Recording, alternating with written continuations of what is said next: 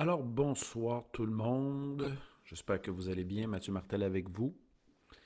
Il est présentement 19h, 31 décembre 2023. J'espère que vous vous portez bien. Et nous en sommes ici pour un petit live spécial.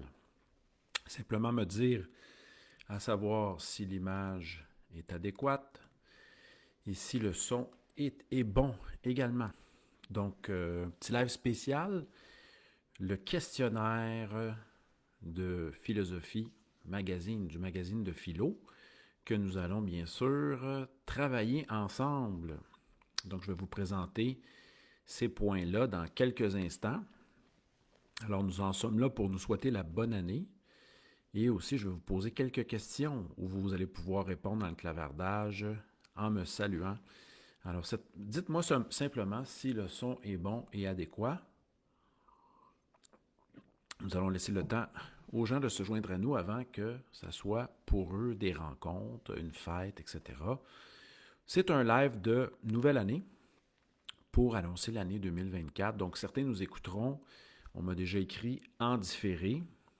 Et je salue tous et toutes, que vous soyez en France, nord de l'Afrique, Haïti, à l'intérieur du Québec, etc. Bien heureuse année à vous tous et à vous toutes. Et je vais vous poser dans quelques instants, je vous poserai des questions. Je vais commencer avec les points d'information. Alors, simplement pour vous dire qu'on poursuit durant les vacances d'hiver. Ah, il y a Sophie de Guadeloupe, on la salue. Euh, je vous dis, durant les vacances d'hiver, on aura des lives, bien sûr, les dimanches, comme ce soir spécialement. Mercredi prochain, donc mercredi prochain, le 3 janvier, dimanche le 7. Après, ça ira au 14. Donc, à partir du 7, on revient à nos rencontres habituelles du dimanche, 19h, heure de Montréal. Et on aura notre super activité. Il y a déjà 6 inscriptions. Je suis tout à fait surpris et très content de notre atelier Initiation à l'entraînement philosophique. Je mets tout de suite cela dans le clavardage pour vous inscrire. Vous pouvez être avec nous en direct lors de cette activité ou écouter le tout en replay ou en différé. Voilà, c'est le 13 janvier, 10h heure de Montréal ou 16h heure de la France pour être en direct.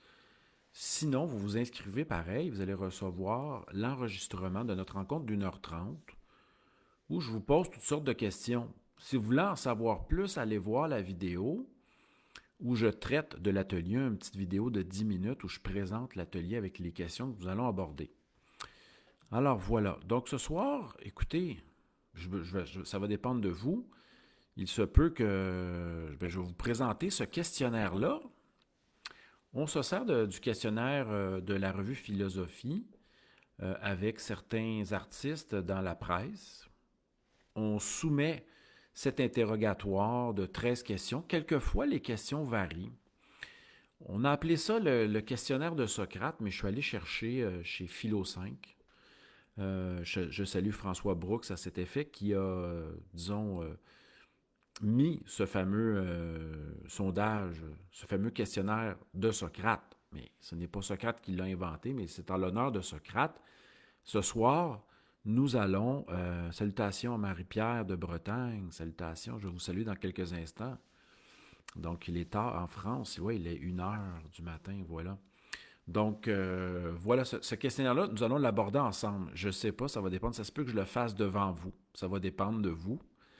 Ça se peut que je m'y prête au jeu, mais je vais vous lancer les questions au fur et à mesure et même vous mettre les questions dans le clavardage pour que vous puissiez le faire à la maison. Donc, avant de commencer le tout, je voudrais vous souhaiter une nouvelle année 2024. Et peut-être que ce questionnaire-là va vous permettre de réfléchir. C'est un travail de réflexivité sur vous-même. Donc, ce sont 13 questions qui vous sont posées et qui peuvent éclairer votre vie en même temps. Donc, ça ne vient pas de mon cru. Ce soir, j'avais envie de transmettre un certain questionnaire qui sera celui-ci, celui du journal Philosophie. Si vous voulez approfondir le tout, dans la presse, on invite justement des artistes à répondre à ce questionnaire-là.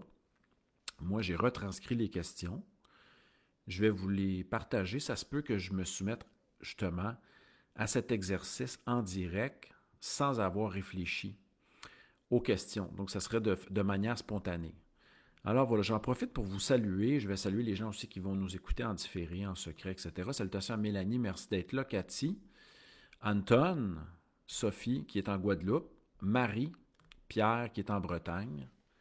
Bonne année à nos amis français aussi. Alors voilà, ce questionnaire-là, je voulais aussi vous souligner que dans nos enregistrements, justement, on est en train de fêter bientôt la 4e année des Facebook Live et ça sera le 23 mars. Donc justement, dans janvier, février, mars, dans 3 mois, on est à 3 mois, 3 ans et 9 mois de Facebook Live. Si vous n'avez manqué quelques-uns, ils sont toujours disponibles dans la section vidéo. Et vous pouvez les faire à reculons. Et dans le passé, on a fait 2 autres sondages importants. Le questionnaire Marcel Proust, associé à un autre questionnaire. Donc, si vous allez voir dans les vidéos, vous pouvez aussi faire les autres par plaisir.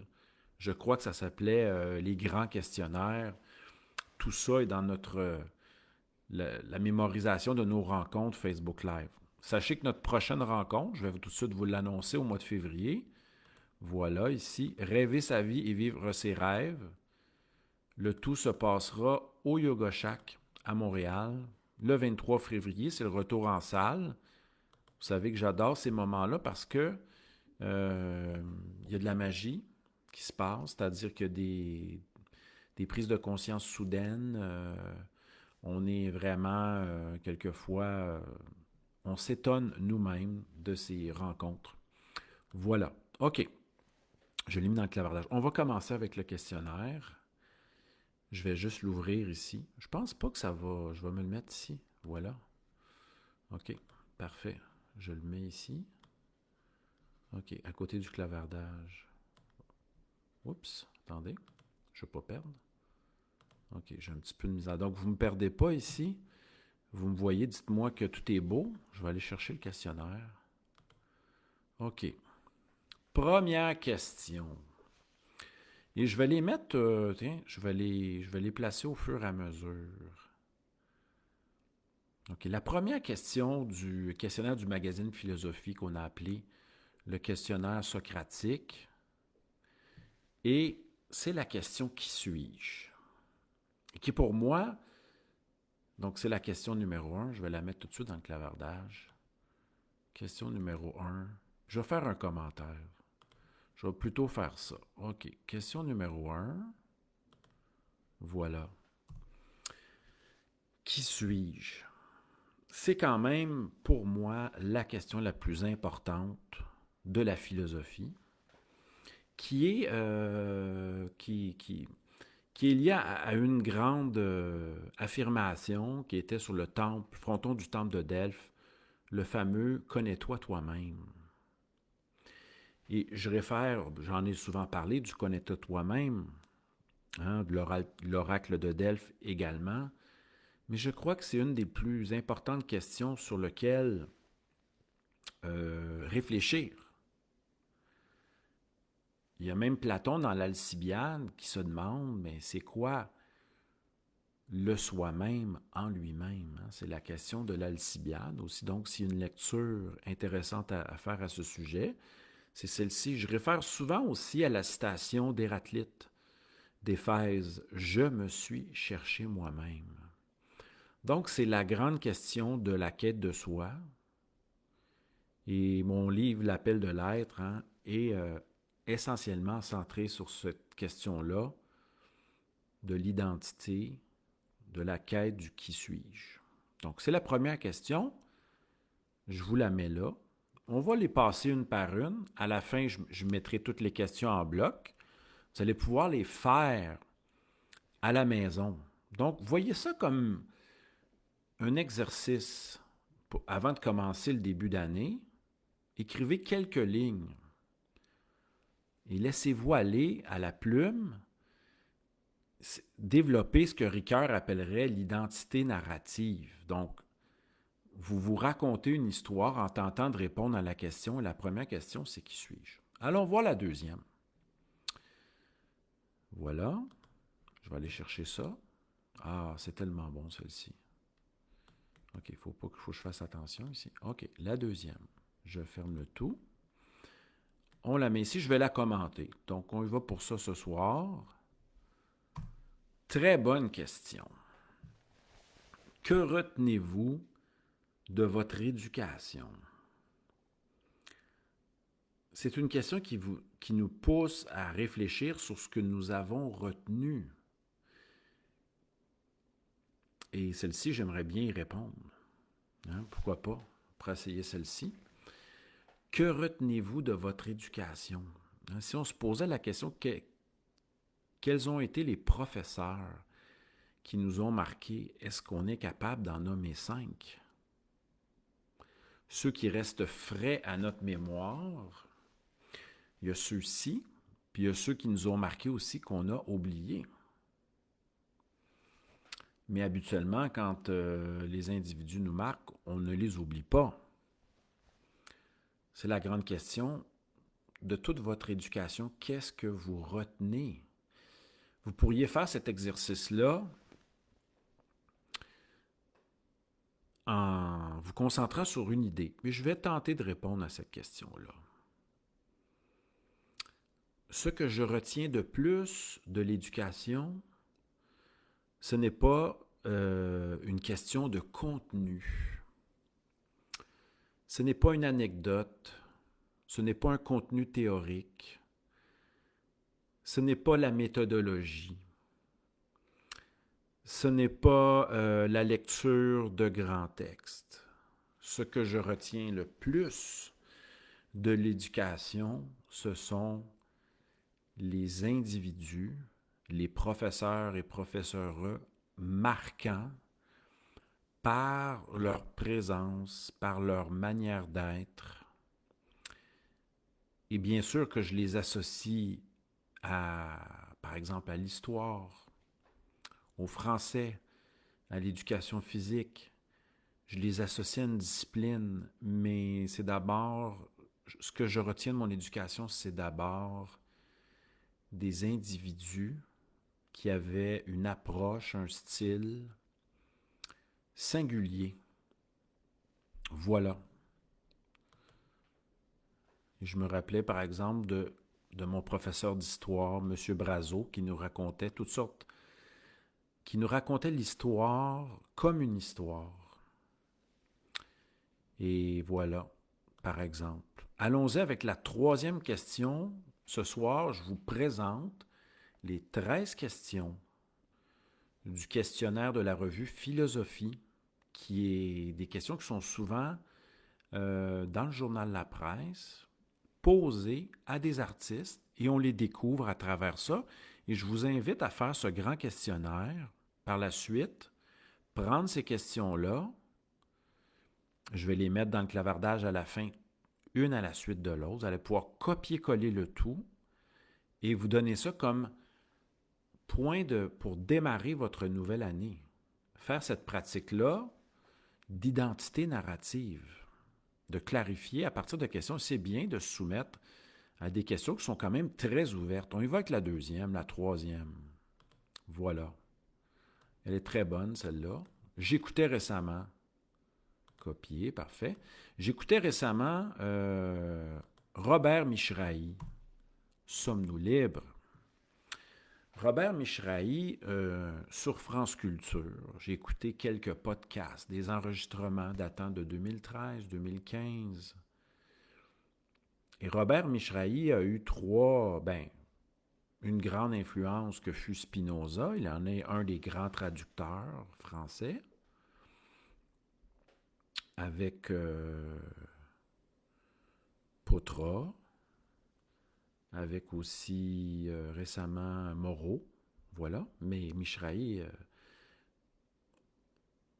j'ai appris aussi que Michrahi était décédé à l'âge de 98 ans au mois d'octobre dernier, récemment. Je me demandais ce qui advenait de lui. Il vivait en Normandie. Alors, Mishraï a eu des influences comme Spinoza, mais Sartre. Spinoza, c'est un déterminisme strict, mais aussi, et Sartre, c'est une forme de philosophie de la liberté basée sur le choix. J'en parlerai plus davantage à l'atelier, mais cette question-là, sommes-nous libres, qui est la troisième, peut nous amener à avoir une réponse nuancée. Et Mishraï, dans les enregistrements sur France Culture, parlait même quelquefois d'être choyé par le destin. Hein, ils ont fait référence. Quand, à un moment donné, il se fait embarquer dans un train qui s'en va vers les camps de la mort et qu'un officier allemand le sort du train et il, lui, décide de fuir. Il ne sait pas pourquoi que l'officier l'a sorti du train. Il a même enlevé son étoile, qui est un geste de liberté. Donc, il a refusé cette assignation-là par les nazis de l'étoile juive collée sur lui. Il a refusé cette stigmatisation pour en exercer sa liberté. Chez Spinoza, l'individu a une nature profonde, mais il apprend à se libérer. Il assume une part de lui-même qui est liée à la nécessité, mais progressivement, il peut apprendre à se libérer à travers la nécessité. Puis Mishraï voit un problème avec ça, ce qui n'est pas le propos de ce soir, mais ce qu'on retient chez Spinoza, par exemple, c'est que le Dieu existe par nécessité. Et c'est ça, sa liberté profonde. Bon, je ferme la parenthèse. Ceux qui viennent se joindre à nous, n'hésitez pas à me saluer. Je viens de saluer tous ceux qui sont là. J'espère que vous allez bien. Je vous souhaite une bonne année. On est en train je présente les 13 questions du questionnaire de la revue Philosophie. On est à la troisième. Sommes-nous libres? Je vous invite bien sûr à à faire ce grand questionnaire à la maison demain, pourquoi pas, dans les prochains jours. Très belle question. Ici, question numéro 4. Salutations à Maude qui vient de se joindre à nous. La chose la plus importante que vous avez fait par amour. C'est drôle qu'on parle de choses, hein? On aurait pu mettre le terme l'action ou le geste. Le plus important, j'aime moins ce choix de mots, la chose. Comme je disais tantôt, je ne vais pas répondre à la question, quelquefois je peux en choisir une. C'est la troisième question. Et c'est encore, je vais faire un lien avec Spinoza. La question de Spinoza concernant l'amour est la suivante. À quel objet d'amour avez-vous décidé de vous consacrer? Hein? À quel objet d'amour avez-vous décidé de consacrer votre esprit? Et qui dit amour chez Spinoza, lorsqu'on se consacre à un objet d'amour, on désire cet objet, que ce soit l'art, que ce soit un individu, que ce soit l'étude d'un certain thème. On veut bien sûr comprendre aussi, désir et compréhension font partie de la nature de l'être humain pour Spinoza. Et qui dit désirer, dit vouloir aussi comprendre. Et je vais faire un lien avec l'amour ici. Donc, et c'est là que c'est intéressant, chez Spinoza, l'amour est une joie. Donc, l'amour n'a rien à voir avec la tristesse. Hein? Il va y aller de la définition suivante. L'amour est une joie qu'accompagne l'idée d'une cause extérieure, mais ça peut être aussi une cause intérieure lorsque, par exemple, Je ne sais pas pourquoi que je parle de peintre ici, de danse. Lorsque nous peignons, que nous dansons, que nous jouons de la musique, nous sommes en train d'atteindre la joie, mais d'une manière euh, où nous sommes en adéquation avec notre nature profonde. Et là, on pourrait dire, l'amour est une joie qu'accompagne l'idée d'une cause intime ou intérieure à notre nature. C'est se déployer dans le sens de sa nature, ce que Spinoza appellera persévérer dans son être. Hein, Nietzsche va pousser cette idée en disant que c'est lié au dépassement de soi et lié à la création également, l'expression. Donc, c'est la quatrième question du questionnaire qu'on appelle le questionnaire Socrate de la revue Philosophie. Je présente la cinquième question.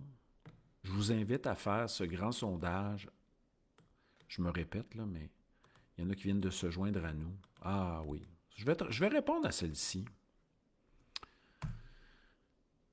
Question numéro 5. Un auteur ou un philosophe qui vous accompagne depuis toujours, depuis très longtemps. Je vais répondre à cette question-là. Il n'y en a plus.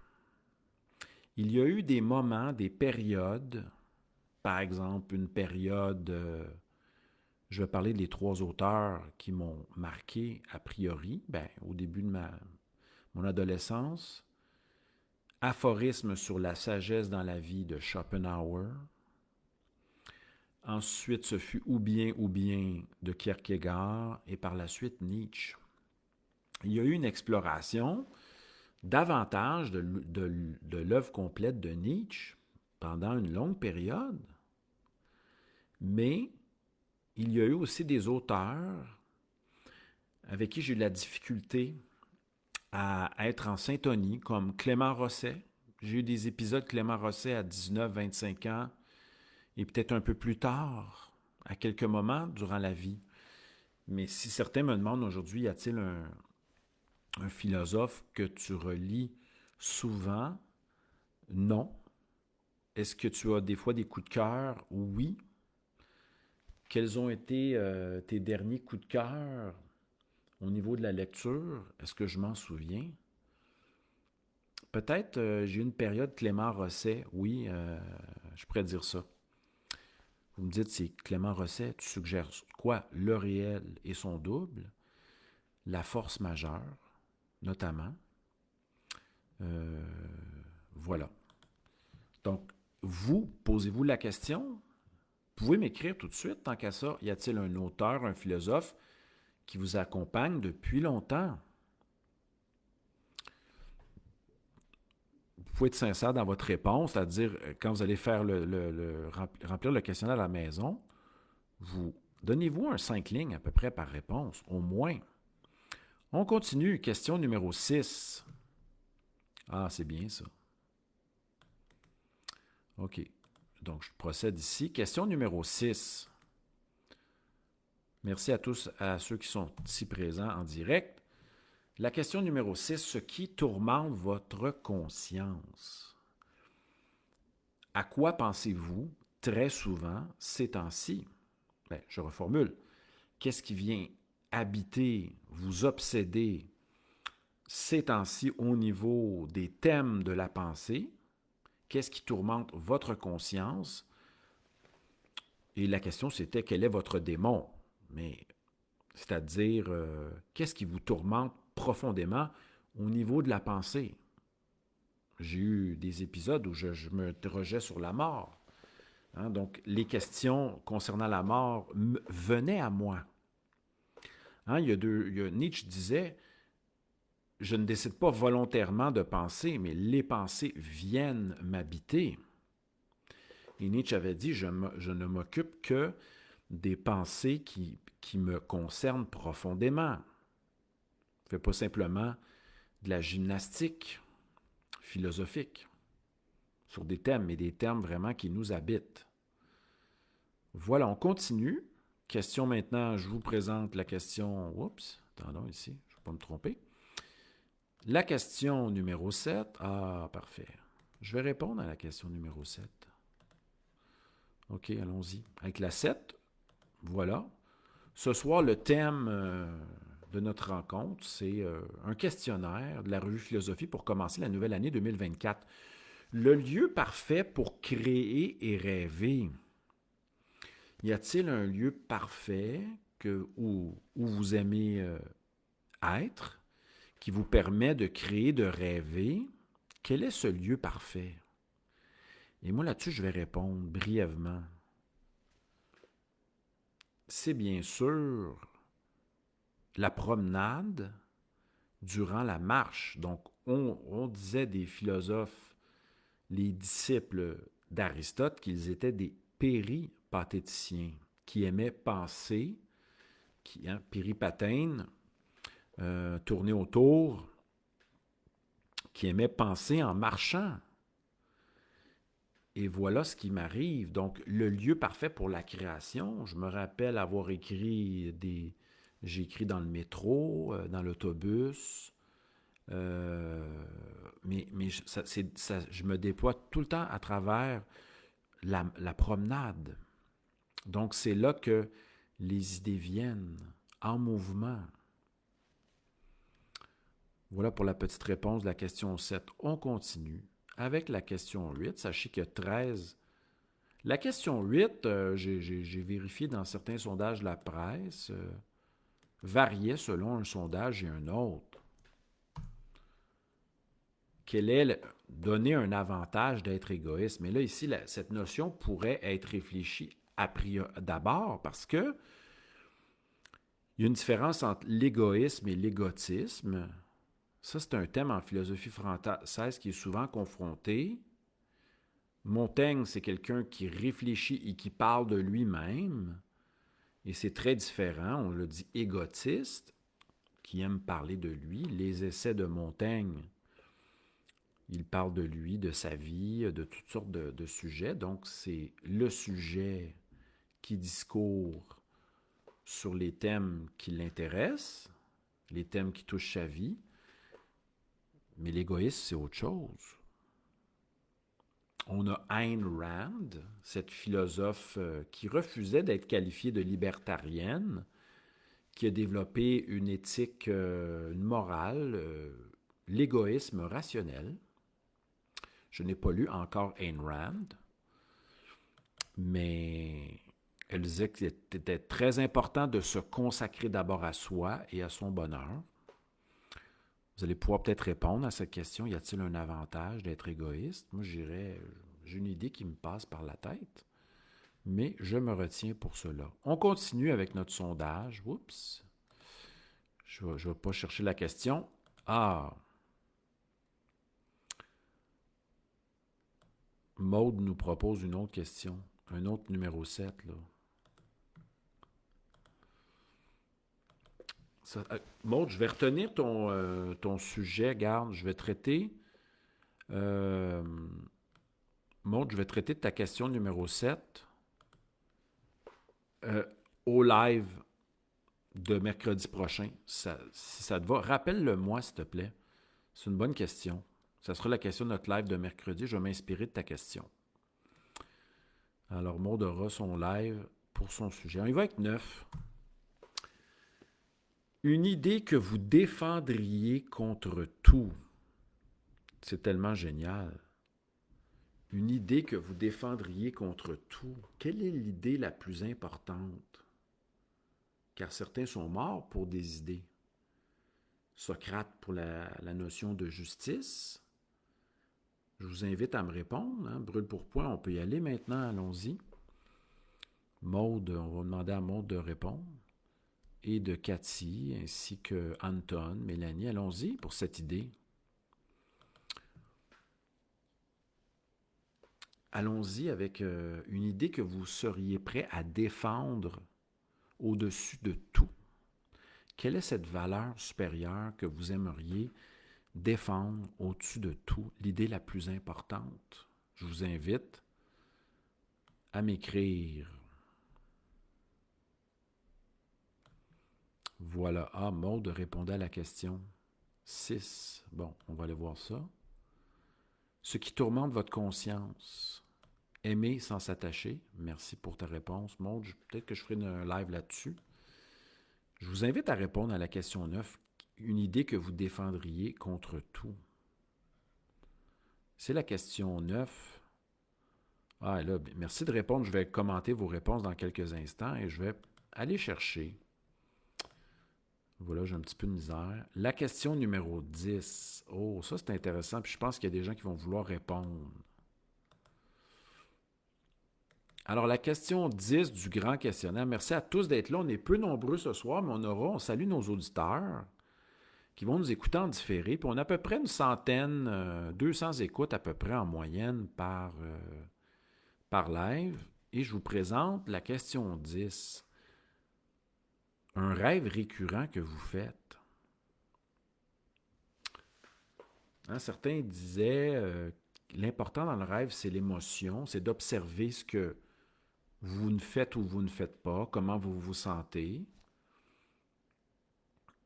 Et l'idée qui revient dans ce rêve-là, y a-t-il des rêves récurrents où la même émotion, la même idée revient? Hein, peut-être moi, c'est le fait des fois de ne pas prendre des décisions adéquates avec mon être. Quelquefois, je vois ça dans mes rêves, hein, dans la mise en situation. On continue. La 11. Ah, ça c'est beau. Je vous invite à répondre à la 11, qui est la suivante. Donc, c'est la 11e question du questionnaire de la revue Philosophie. Quel autre métier auriez-vous voulu faire? C'est super intéressant. Ça peut nous aider à justement voir dans une autre direction, voir ce qui veut vivre en nous, qui est présent en nous. Et j'avais déjà répondu à cette question-là. Et il y avait un point commun. Je vais répondre à la question 11.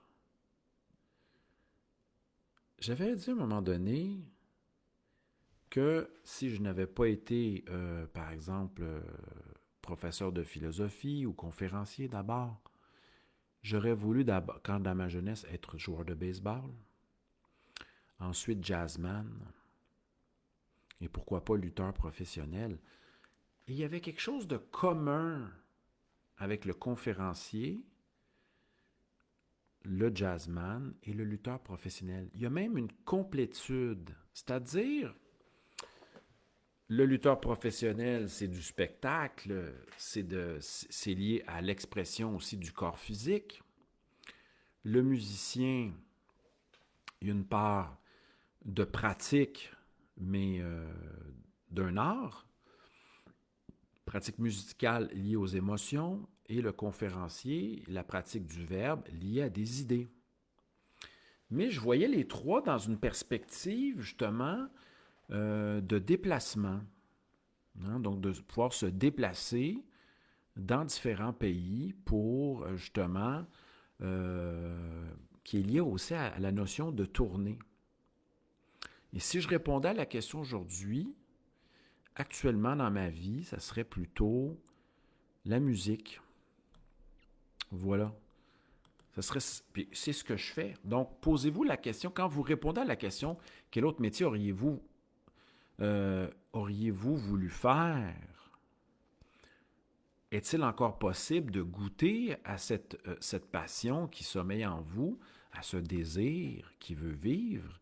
Est-il possible de l'actualiser ici maintenant? Pas besoin d'en faire un métier, mais d'y adonner. Je vais revenir à la question 9 parce qu'on a répondu, plusieurs ont répondu à la question 9, mais sachez que dans le grand questionnaire, déployer un paragraphe, hein, pas simplement un mot, là on est en live, vous répondez avec un mot, mais dans un texte, vous allez pouvoir prendre votre temps pour développer votre position et pratiquer, pas la fiction, mais comme disait Ricoeur, l'identité narrative.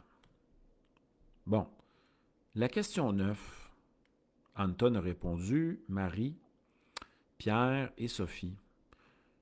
Une idée que vous défendriez contre tout, et je vais participer.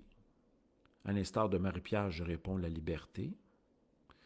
Sophie dit la vérité et Anton nous dit qu'il est important de l'engagement, l'importance de l'engagement. Merci, Anton. On continue. Question 11, il en reste 2. On est dans un petit live du début d'année 2024. Je vais mettre toutes les questions à la fin. Vous allez pouvoir les recopier et les répondre à celles-ci à la maison à tête reposée dans les prochains jours. OK, allons-y. Je me trompe toujours. La question 12. Intéressant. Et je vous invite à répondre à la question 12 avec une idée. Vous êtes capable ici. Ce qui vous indigne dans la vie actuellement, ce qui vous indigne le plus dans la vie, je vais répondre aussi en une idée. Voilà. Alors, je vous laisse répondre à la question. Je vais y aller avec les commentaires après. Sachez que, les amis, nous sommes ce dimanche, 31 décembre. Il y a des gens qui m'ont envoyé des courriels tantôt. Hey, c'est 1, 2, 3, 1, 2, 3, 12e mois. 31 décembre. Attends. Donc, ça faisait 1, 2, 3, 1, 2, 3. Donc, le 12, 1, 2, 3, 31. Puis 12e mois, c'est ça, etc. Donc, qu'est-ce que je voulais dire? Donc, répondez à la question, ce qui vous indigne le plus dans la vie. Et oui, voilà. On est dimanche, on se revoit mercredi prochain. Je vais prendre le thème, j'aimerais ça que... Je vais prendre le thème de Mondaline. Aimer sans s'attacher. Est-ce possible?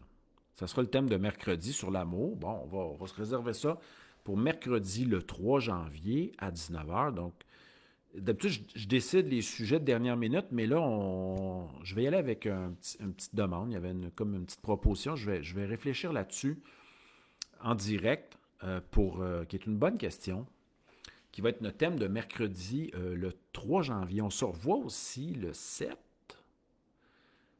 Après notre atelier ensemble, en direct. On va se remettre une dizaine. Ça va être génial. Et on se revoit également l'atelier le 13, le 14. Et moi, je commence à préparer ma session le 15, je commence le 24. Donc, des petits Facebook Live en vue, puis une belle rencontre en présence au mois de février. Et j'y vais avec, là, il n'y a personne qui répond avec la question de l'indignation. Qu'est-ce qui vous indigne ou dérange le plus dans la vie?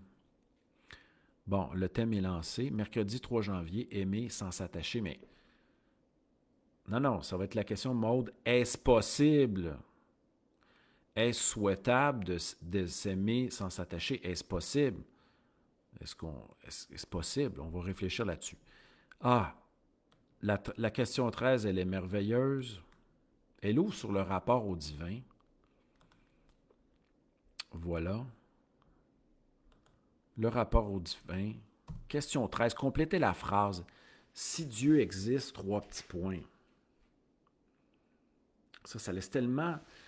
J'aime cette question-là parce que ça laisse tellement place à l'imagination. Et les questions sont belles, sont posées avec ouverture. Hein, il y aurait tellement de... Je vous invite à répondre aux 13 pour vous lancer dans la nouvelle année.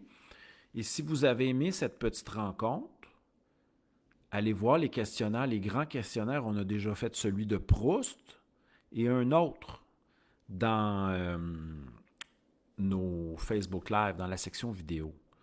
Je vais maintenant placer en synthèse toutes les questions à la fin pour que vous puissiez les copier-coller et vous y adonner. Voilà. Tranquillement à la maison. Et voilà, je colle, j'espère que ça va bien marcher. Et oui, tout est là. Excellent. Voilà, je viens de placer dans un dernier point en 13 points. Vous pouvez aimer mon commentaire, vous allez vous en rappeler. Voilà. Alors les amis, c'est ça, c'est super. Petite rencontre à l'impromptu comme ça, je ne savais pas de quoi j'allais parler. J'ai annoncé un grand questionnaire et je me rappelle avoir lu quelques personnes ayant répondu à ce questionnaire dans la presse ces derniers temps. Ça se passait souvent un dimanche.